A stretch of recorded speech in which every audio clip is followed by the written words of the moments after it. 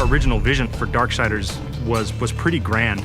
And we weren't able to execute on that fully in Darksiders 1, but Darksiders 2, a lot of the stuff we really wanted to have in there, like loot, like skill trees, leveling up, a big world that you could explore at your leisure, getting new abilities that allow you to then see more of that world. We get to do a lot of that in Darksiders 2, and we're really excited about it.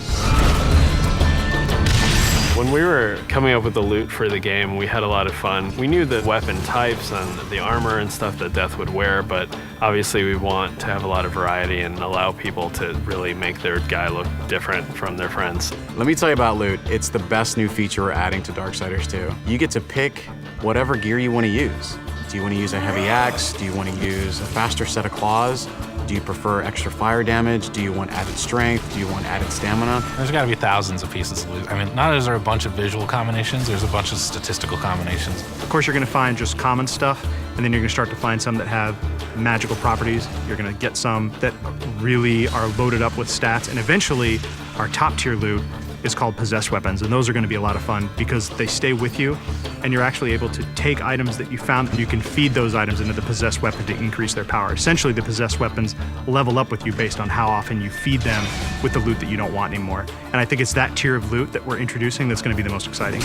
In Darksiders 2, we've got a skill tree. There are two major sides. You've got the Necromancer side and the Harbinger side. The Harbinger is more warrior-based, melee, in-your-face, hand-to-hand combat, weapon-based combat. Necromancer is your spellcaster.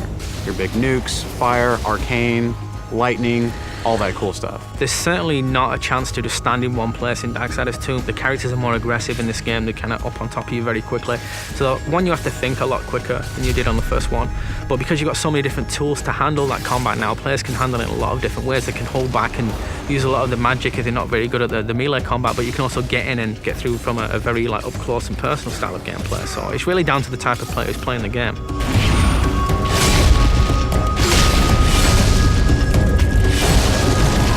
It's absolutely worth playing the game for the second time. We hold back some of our really, really high-end, powerful loot items for the second read-through.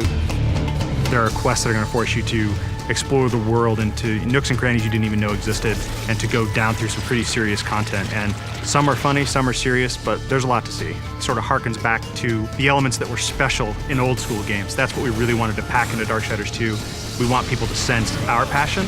It's a game made for gamers by gamers.